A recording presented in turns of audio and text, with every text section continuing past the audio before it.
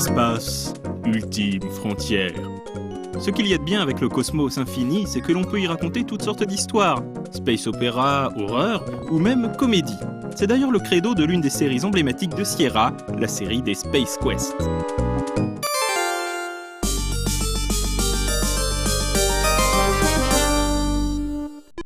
Space Quest naît de l'imagination de deux développeurs de Sierra, Mark Krove et Scott Murphy, surnommés les deux types d'Andromède. À l'époque, Krove et Murphy ont le sentiment que les jeux Sierra, comme la série King's Quest, se prennent beaucoup trop au sérieux. En plus, on y meurt tout le temps, ce qui n'est pas franchement amusant. Quitte à mourir dans un jeu d'aventure, autant que ces morts soient rigolotes, se disent-ils. Donc autant que le jeu lui-même soit placé sous le signe de l'humour.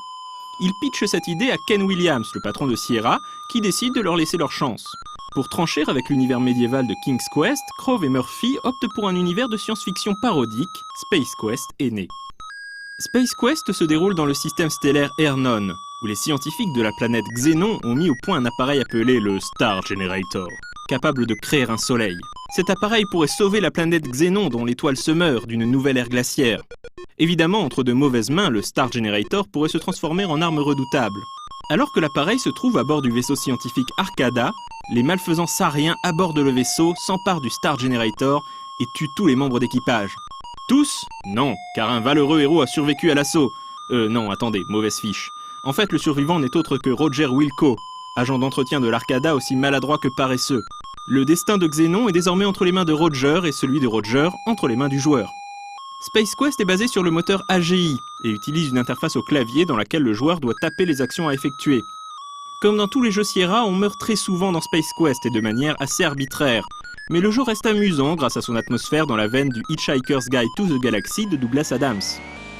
Le jeu fera l'objet d'un remake en VGA et au gameplay point and click en 1991.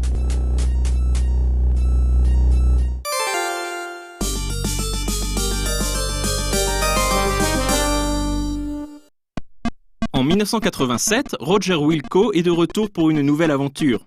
En récompense pour ses exploits dans le premier épisode, Roger a été promu balayeur en chef de la station orbitale Xénon 4. Bon, le problème c'est qu'il est aussi le seul balayeur de la station. De toute façon, tout cela devient rapidement le cadet de ses soucis puisque Roger se fait enlever par Sludge Vohall, l'inventeur original du Star Generator, cherchant à se venger de Xénon. Il s'avère que c'est Vohall qui avait recruté les Saariens du premier épisode pour voler le Star Generator, et Wilco ayant contrecarré ses plans, Vohall a décidé de l'éliminer. Évidemment, Roger survit et va devoir mettre un terme au nouveau plan diabolique de Vohall, envahir Xénon à l'aide d'une armée de VRP clonés. Space Quest 2 est très similaire au premier épisode, mais propose une aventure encore plus délirante que son prédécesseur.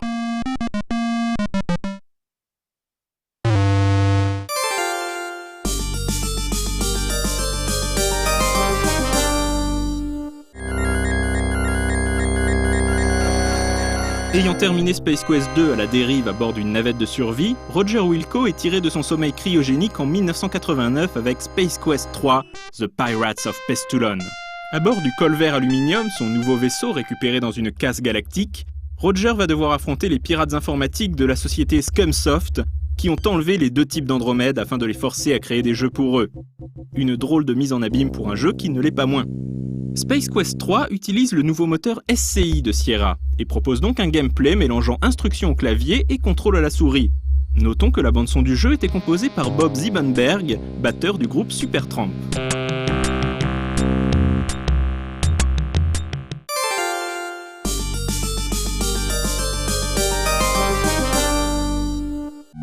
Pour sa quatrième aventure en 1991, Roger Wilco sort le grand jeu. Space Quest 4 propose un contrôle à la souris intégral, des graphismes en 256 couleurs et exploite même le support CD. Après avoir sauvé les deux types d'Andromède, Roger pensait pouvoir profiter d'un repos bien mérité. Mais voilà que son ennemi juré, Vohall, ressurgit d'entre les morts et tente à nouveau de tuer Roger. Hello, Roger Wilco. Surprised to see an old friend? Notre intrépide balayeur galactique ne doit sa survie qu'à de mystérieux voyageurs temporels qui l'emmènent dans un lointain futur à l'époque de Space Quest 12, où Vohall est parvenu à détruire Xénon. C'est le début d'une grande aventure à travers le temps, réalisée avec un budget conséquent pour l'époque, $1 million. You now have the unstable ordnance.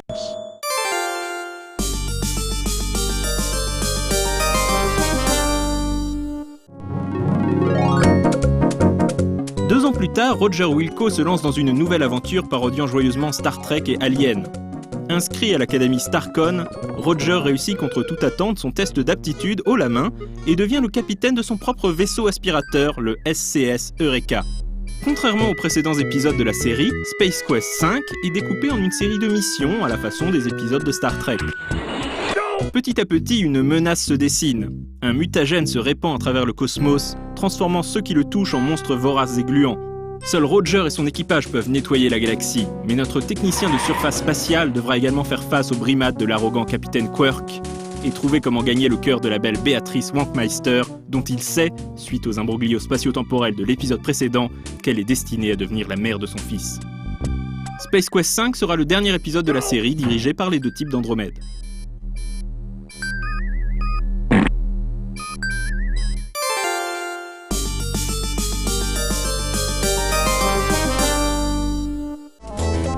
Roger Wilco revient dans une ultime aventure intitulée The Spinal Frontier en 1995.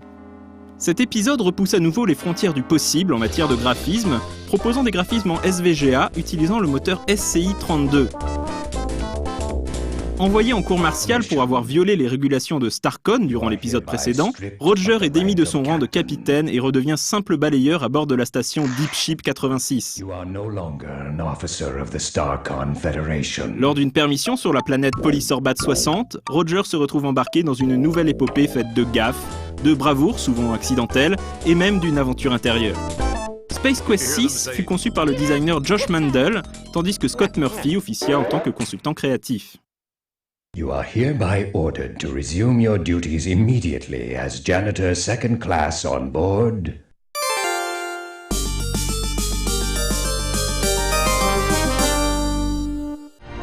Roger Wilco aurait dû revenir en 1997 dans Space Quest VII.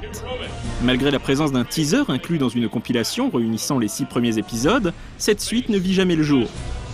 Sierra tenta de rebooter la série au début des années 2000 sous la forme d'un jeu de plateforme sur Xbox, projet qui fut lui aussi annulé et dont il ne reste que quelques vidéos de mauvaise qualité. Pour trouver un vrai successeur à Space Quest, outre les différentes suites réalisées par des fans, il faudra sans doute attendre la sortie de Space Venture, le nouveau jeu des deux types d'Andromède financé par Kickstarter.